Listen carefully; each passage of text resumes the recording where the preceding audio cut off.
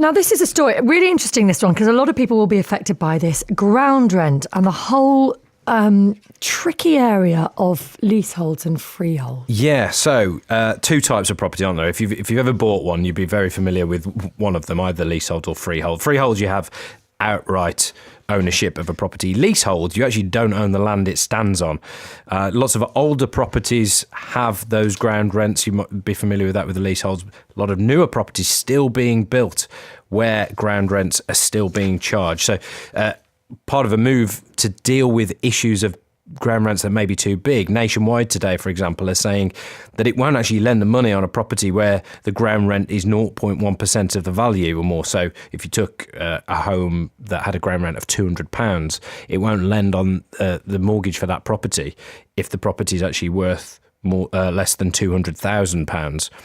So Nationwide are a little bit concerned about it, but how big an issue is it that people are paying these ground rents and costs are escalating over the years? Let's talk to Beth Rudolph, who's from the Conveyancing Association. Beth, morning.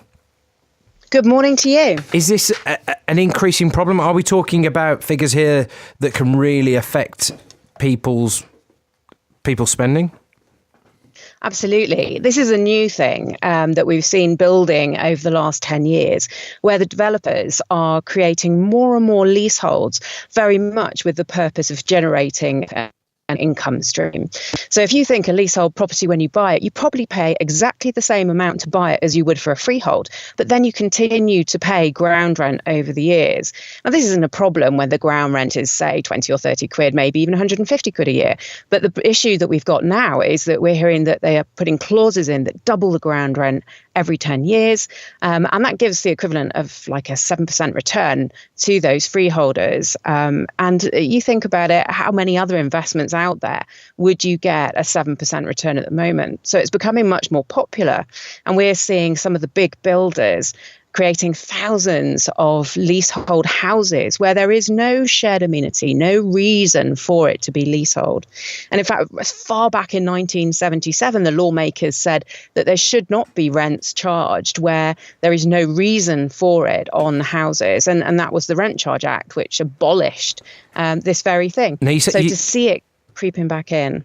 You say that you might be paying the same amount for a house, but isn't the sort of point of this so that on that advert for the house, they can put a slightly lower price maybe because they know they can recoup the money elsewhere? So up front, when you get that mortgage, it might not be for as much as it would be for a freehold property where you have all the rights. In the current housing crisis, that's just not the case, though.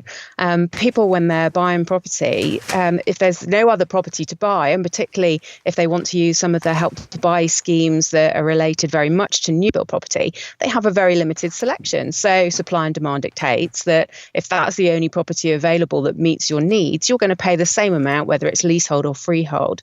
And particularly where some of the unscrupulous site officers are saying to them, oh, it's virtually exactly the same. You don't have to worry about it. You can even buy your freehold in 2 years' time.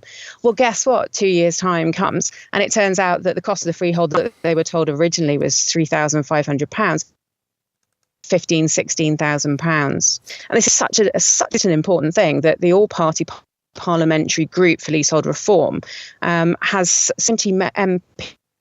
And it's only been going for 6 months. And these MPs are hearing from their local constituents that they are literally held hostage in their homes by the cost of the consent. Beth, thank you very much. Beth Rudolph there from the Conveyancing Association. So an interesting one, whether Nationwide's actions today and other lenders have saying they won't lend on certain properties with ground rents too high will make any difference to the market will remain to be seen, I guess.